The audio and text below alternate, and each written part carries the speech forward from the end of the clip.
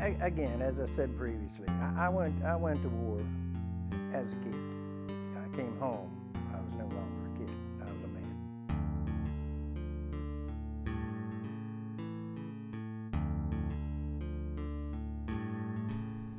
I stop and every now and then I think of all the trouble that the world is in. Then suddenly my spirits start to sink. I find my mood is quite depressed again. I wonder if someday I may be gone to fight for my country on distant land, like in the jungle swamps of Vietnam, and maybe I'll be struck by God's own hand. But then I think of how my life has been. I think of all the luck that I have had. I try to look at problems with a grin, although the situation's pretty bad.